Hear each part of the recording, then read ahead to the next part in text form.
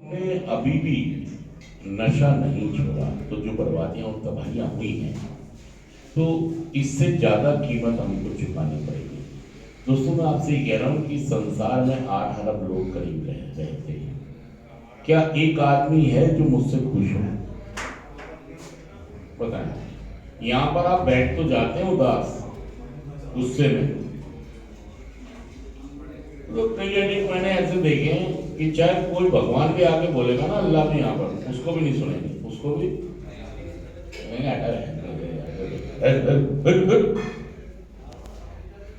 मुझे बताओ, मुझे कर कब पूछा क्या कह रहा तुम्हारे लेक्चर बेहतर,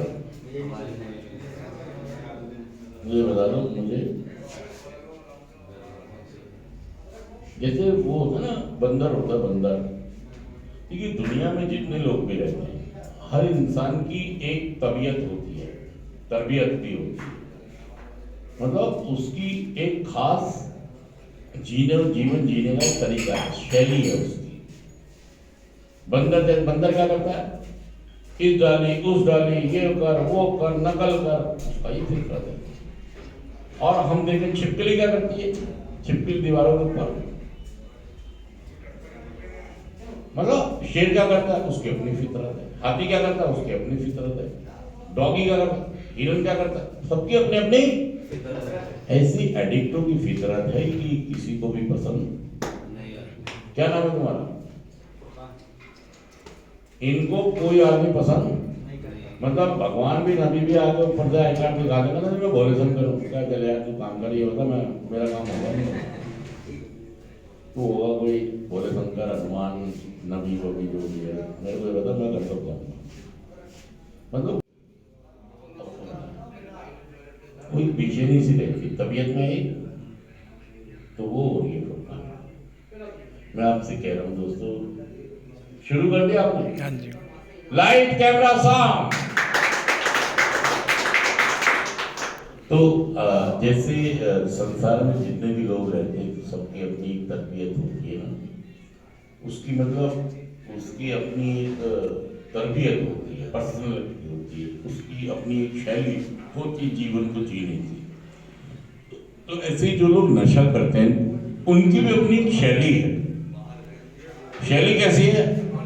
बहुत हल्के में लेते हैं चीजों को। उनको लगता है कि संसार में मेरे से ज्यादा दिमाग, मैं जो करूंगा वही बेस्ट है, मुझे किसी की माननी सुननी नहीं, मेरा जो दिमाग बोलेगा मुझे वही करना। ये जो शैली होती है किसी भी एक एडिक्ट की, कि जीवन को जीवन की शर्तों पर नहीं जीता, वो जीता जीवन को अपनी शर्तों पर। देखो, जीवन में जितने भी लोग रहते हैं संसार में, अगर वो इंसान है तो उससे गलतियां होंगी, स्वभाव है उसका। इंसान का स्वभाव है कि उसके स्वभाव में ही क्या है? गलतियां हैं उसके स्वभाव में। तो जो नॉर्मल लोग जिनके स्वभाव में गलतियां हैं, लेकिन वो महसूस करते हैं कि यार मेरे से गलती होगी, मेरे से, और वो उसको महसूस करते हैं, रियलाइज करते हैं और वापसी करते हैं कि नहीं, मुझे यार मेरे से गलती होगी, मुझे माफ कर दो, और अपना वापसी करते हैं। लेकिन जो एडिक्ट होते हैं ये कभी गलती, तू एक होता, तू अगर ऐसा नहीं करता तो मैं ऐसा क्यों करता, तेरे को ऐसा हो जाता तो मैं ऐसा क्यों करता, तेरे को, मतलब वो बहस करते हैं, अपनी गलतियों को रियलाइज, महसूस। उससे होता क्या है कि वो समाज से और अपनों से और अच्छी चीजों से दूर होते चले जाते हैं। ये जीवन जीने की एडिक्टों की खास शैली होती है। जैसे फितरत होती है ना किसी की, तो उस फितरत के कारण हम अकेले पड़ जाते हैं, हम एकांत में चले जाते हैं। हमें कोई भी इंसान अच्छा, किसी की बात अच्छी लगती नहीं है हमको, कोई कुछ भी बोल दे हमको किसी की बात अच्छी नहीं लगती। और हम किसी भी इंसान से घनिष्ठता नहीं बनाते। घनिष्ठता मतलब क्लोजनेस, करीब नहीं आते, न किसी को आने देते।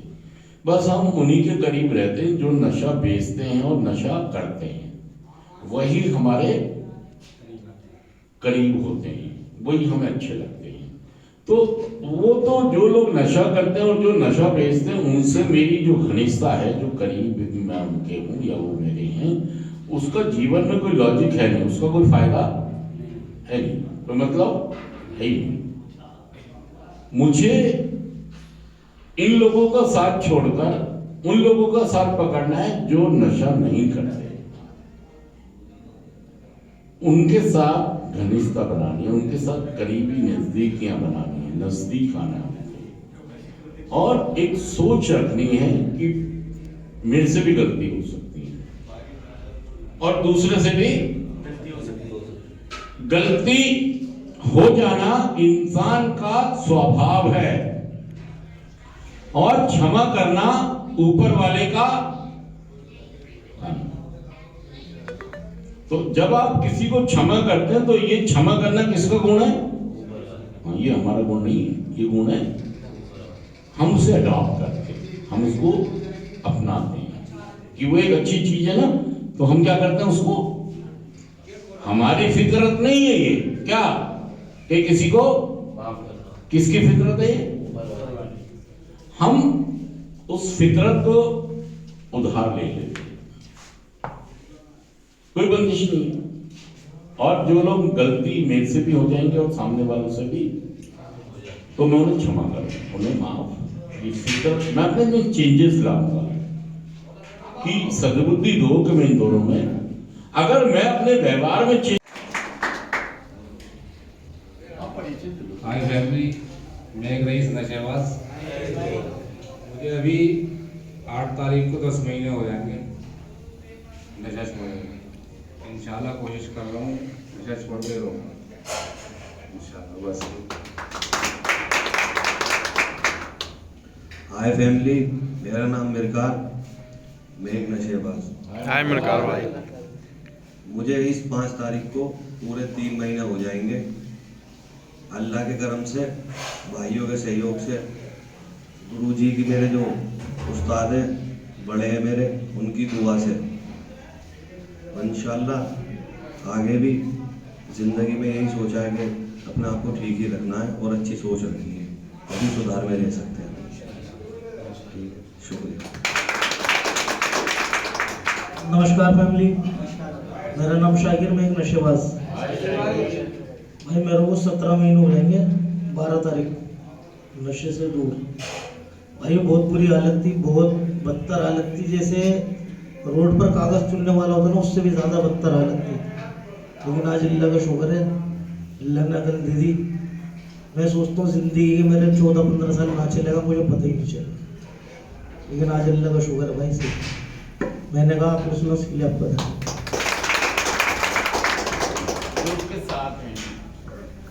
गुड इवनिंग बच्चों। गुड इवनिंग भाई। मेरा नाम शमीम आलम, मैं एक रिकवरिंग एडिक्ट।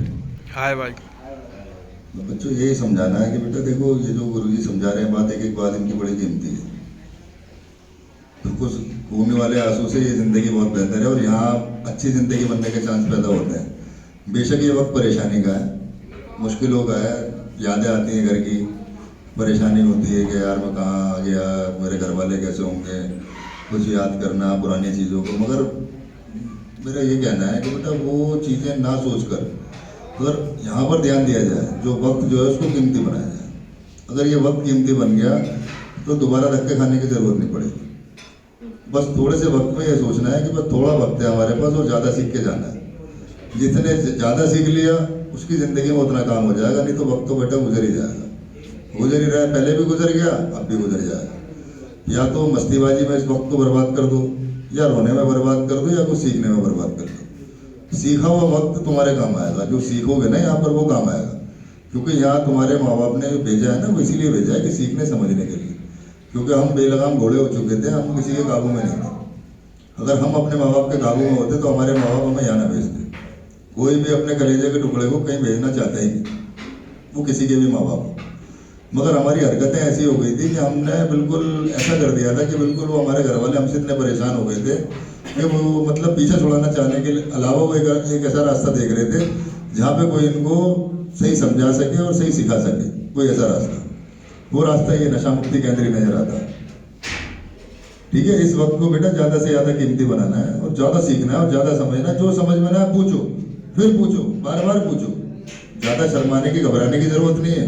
कोई फांसी नहीं लग रही, मगर ये वक्त तुम्हारा बहुत कीमती है। ये जवानी का कीमती वक्त है, इस वक्त की कीमत को समझो। इस वक्त में जितना ज़्यादा हो सके उतना सीख कर जाओ, समझा कर समझ कर जाओ। ठीक है बेटा? हाँ जी भाई। मैंने कहा आपने सुना इसकी बात। और दोस्तों इतने सारे लोगों को एक साथ सुनना सही में चमत्कार की बात है। और दोस्तों मेरा हमेशा सपना रहा जब मैं नशा करता था कि यार ऊपर वाले मुझे यार रिकवरी दे दो, यार रिकवरी दे दो।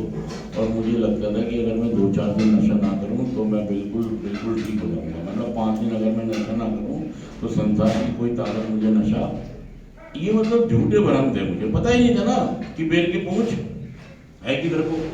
तो हमेशा ये रहा कि यार रिकवरी मिल जाए। क्या मिल जाए? मेरा सपना रहा कि नशा मुक्त जीवन। मेरा बहुत बड़ा सपना था कि यार नशा मुक्त जीवन। और मैं छोड़ता था, पीता था, छोड़ता था। मेरा सपना रहा कि मैं नशा मुक्त हो जाऊं, लेकिन नशा मुक्त मैं हो ही नहीं पा रहा था। ये देख लो, जिशान मोहम्मद भी रिकवरी में आ गए, 7 साल हो गए इसको। मुझे हाँ ये वहाँ था बैठ गया। तो देखिए मैं ही कह रहा हूँ दोस्तों आपसे कि रिकवरी मेरे लिए सपनों की रानी हो गई। क्या हो गई? मैं मिन्नतें करता था, मैं भी और मेरा परिवार भी, कि मैं नशा मुक्त, मुझे रिकवरी मिल जाए। रिकवरी मतलब नशा मुक्त जीवन, रिकवरी का मतलब। लेकिन रिकवरी नहीं मिलती थी मुझे, मिलती भी छिन जाती थी। मिलती थी तो बहुत मेरी वो थी ख्वाहिश कि ऊपर वाला मुझे रिकवरी में ले आए, कैसी भी लाए। तो आप लोग भी ख्वाहिश रखें कि मुझे रिकवरी मिले। रिकवरी मेरी सपनों की, रिकवरी मेरी सपनों की फूल सी खिल के पास आ दिल के, दूर से मिलके चैन आ जाए। फूल सी खिल के पास आ दिल के, दूर से मिलके चैन आए। और कब तक मुझे तरसाएगी तू मेरे सपनों, कब आएगी तू मेरे सपनों की रानी, कब आएगी तू। आई रुत मस्तानी, कब आएगी तू। चलिया हाँ तू चलिया, चलिया तू चलिया। फूल से खिल के पास आ दिल के, दूर से मिलके चैन आए। मतलब रिकवरी से आप दूर से मिल रहे हो, रिकवरी से दूर से मिलने, खुद मिलो ना यार, पास आके मिलो। अपनी रिकवरी से अपने आप मिलो, दूसरे तुम तो किससे मिल रहे हो? दूर से मिल रहे हो, पास से मिलो। वो कह रहा है फूल सी खिल के पास आ दिल के, दूर से मिल के चैन आए। और कब तक मुझे तरसाएगी तू मेरे सपनों की रानी, कब आएगी तू। आई रुत मस्तानी, कब आएगी तू। बीती जाए जिंदगानी, कब आएगी तू। चलिया चलिया। जोरदार तालियां तो हमारे बीच कपिल पठान, जिनने साबित किया है कि कार्यक्रम काम करता है। क्या है भरोसा आशिक दिल का और किसी पे। ये खोलो, जल्दी से खोलो। तो दोस्तों हमारे बीच कफिल हैं और जिन्होंने साबित किया है कि कार्यक्रम काम करता है। जल्दी से खोलें और मोमबत्ती लगाएं। नहीं, पहले शेयरिंग और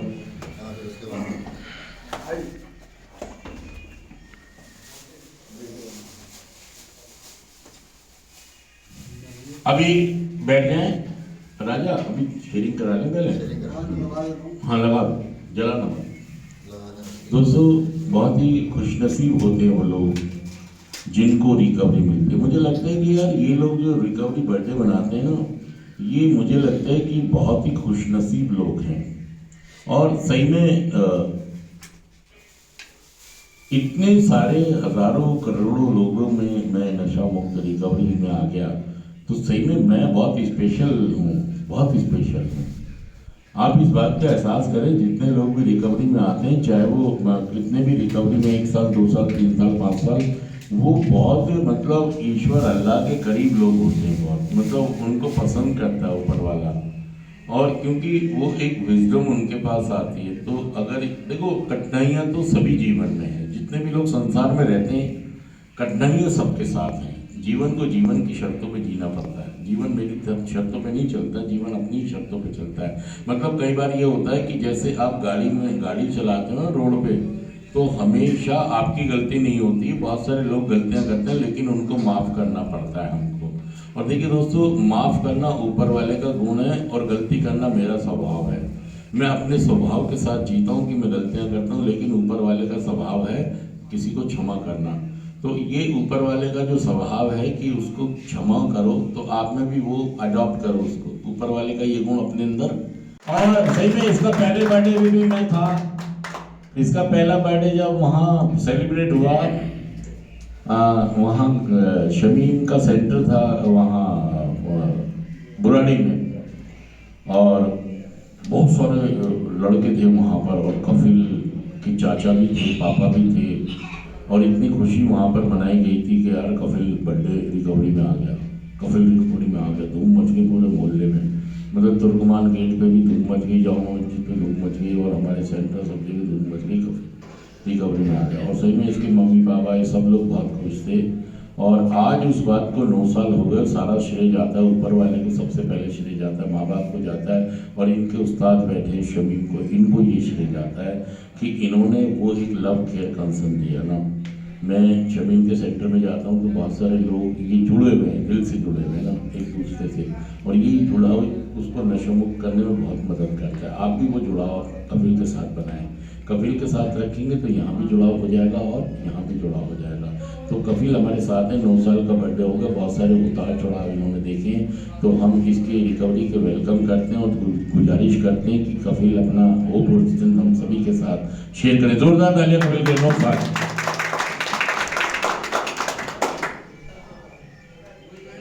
भाइयों, मेरा नाम कफिल में नशेबाज। दोस्तों, आज के दिन जो है बहुत दिनों से बस एक बात ये चल रही है मेरे अंदर कि जो मेरे 9 साल पूरे हो गए, और जो है 9 के बाद जो है वो 10 आता है। तो जब गुरुदेव मुझको है ना बड़ा वो खुशी है कि वो महसूस हो रहा है कि 1 के साथ 0 हो जाएगा, आज कल से 10 में चला जाऊँगा। तो मुझे इसका बड़ा हाँ जी। तो भाइयों, मैं जो है ड्रग्स के अंदर आया था, एडिक्शन के अंदर था, मेरी कंडीशन थी बहुत ख़राब। शायद मैंने अपने अंदर से स्वीकार कर लिया था कि शायद अब मैं बचूंगा नहीं, मैं डेड हो जाऊंगा, ख़त्म। अंदर से अंतरात्मा ने, शरीर ने, समझ ने जवाब दे दिया था कि अब ज़िंदगी जीवन बचना मुश्किल हो चुका, क्योंकि कुछ खाता था तो वो शरीर से निकल जाता था, और अंदर से इतना शरीर जवाब दे चुका था। और सामाजिक स्थिति जिस माहौल के अंदर रहता था, घर वालों से, माँ बाप, रिश्तेदार, काम धंधा, हर चीज़ से जो है एक अलग स्थिति हो गई थी। अलग तरीके से रहन सहन बिल्कुल कर लिया था अपना, बस अपने नशा और उस नशे ने मेरी ऐसी कंडीशन कर दी थी, ना तो मैं घर पहुंच रही हूँ ना अपने काम पे पहुंच रही हूँ, बस मेरा नशा और मैं, मुझे कुछ समझ में नहीं आ रही है। घर वाले बहुत दफ़ा क्या भाई चल ट्रीटमेंट के अंदर, लेकिन दोस्तों मुझे सहारा मिला मुझको भाई हमारे गुरु जी हैं शरीम भाई, मुझको सहारा मिला। एक दिन मैं बैठा हुआ अंदर के पार्ट में था, मैं सेंटर में, मैं खाना खा रहा था बैठ के, आलू छोले की सब्ज़ी बनी हुई थी। दोस्तों मैंने उस दिन सेंटर के अंदर जब रोटी खाई, बुराड़ी के अंदर सेंटर था, तो जब मैंने वो रोटी खाई, 6 रोटी मैंने खाई, तो मुझको ऐसा वो स्वाद आया। उस दिन से आज तक मेरी अंतरात्मा, उस दिन मुझको ऐसा लगा कि मैंने वाकई में ठीक जगह पे हूँ, और अंदर से मेरी अंतरात्मा ने, मेरे दिल से ये आवाज़ आई निकल के कि वाकई में एक सही जगह पे आ गया हूँ। मुझको जो है पेट भर के रोटी मिल रही है, खाना मिल रहा है। तो उस दिन, वो दिन आज तक मुझे याद रहता है। अंदर से मुझको ऐसा एहसास हुआ कि वाकई में एक सही जगह पे आ गया। मैं बहुत सारी जगह जमात में चले गया, कोई रास्ता नहीं, लेकिन वो एक दिन मेरे साथ ऐसा गुजरा, रात का खाना डिनर चल रहा था, तो अंदर से एहसास आया कि भाई बाकी इस जगह के ऊपर ही मैं ठीक हूँ, वरना मेरा कोई रास्ता नहीं था। दोस्तों तो ये नशा मुक्ति केंद्र के अंदर ही चलते चलते जो मेरा जीवन चला है, आज 9 साल मैंने पूरे करे। ये साल बड़ी कठिनाइयों का गुजरा। ये 8 साल के बाद जो 9 साल पूरे करे, अभी बाढ़ आ गई, उसके बाद एक एक्सीडेंट हो गया, ये सब बंद करना पड़ गया था। 1-2 मेंबर यहाँ पे थे, उसके अंदर बड़ी परेशानी, दिक्कत, सबको रेफर कर दिया था। मैं यहाँ अकेला रह गया था। 5 दिन के अंदर में इतने पानी के अंदर, 4-4 फुट पानी के अंदर, कॉलोनी के अंदर पूरी कॉलोनी खाली हो गई थी रामपारा, और मैं अकेला यहाँ पे सेंटर के अंदर देखभाल सेंटर की करता रहा, क्योंकि बहुत सारा सामान, फिर आउटर इलाका है दिल्ली का, तो चोरी चकारी ये सब चीज़ें थी यहाँ के ऊपर। लेकिन मैं दोस्तों परिस्थितियों से लड़ता रहा। मैंने भाई को फ़ोन किया, भाई ऐसे ऐसे बाढ़ आ गई है, और जो है बताइए क्या परिस्थितियाँ हो रही हैं वहाँ पे। भाई ने कहा तू ऐसा कर, मैं सबको लेके सेंटर आ जा, भोगपुरा में शिफ्ट हो जा, 20-25 पेशेंट थे, और तुम सब लोग भोगपुरा आ जाओ। अनुज जी को फ़ोन किया, गुरु जी को कहने लगे मुझे 1 मिनट की अपडेट बता। यही सेंटर था गुरु जी का, रामपारा के अंदर ही। दोस्तों ऐसी परिस्थितियों से मैं कभी नहीं गुजर सकता था। अगर मैं रिकवरी में नहीं होता तो शायद इसी दीवार के पीछे एक लड़का था, रात को मैंने 3 बजे उससे फ्रिज रखवाई बेड के ऊपर, उसकी इसी पानी में डेथ हो गई। कद से थोड़ा मेरा लंबा था, मेरे से भी थोड़ा सा निकलता हुआ कद था उसका, वो इसी पानी में बराबर वाले प्लॉट के अंदर डूब के मर गया। ऐसी कंडीशन हो गई थी। लेकिन अब मैं सोचता हूँ सिर्फ मेरे मन में लगन थी। दूसरे सेंटर में इनको शिफ्ट किया, करीब के अंदर लाइट नहीं, 6 दिन के अंदर बहुत बुरी परिस्थितियों से सामना किया, और फिर पेशेंटों को देखना, और वहाँ लाइट नहीं, 6 दिन तक लाइट नहीं थी, पानी की समस्या, बहुत ज़्यादा समस्या ऐसी ज़िंदगी में कभी नहीं देखी अपनी लाइफ के अंदर।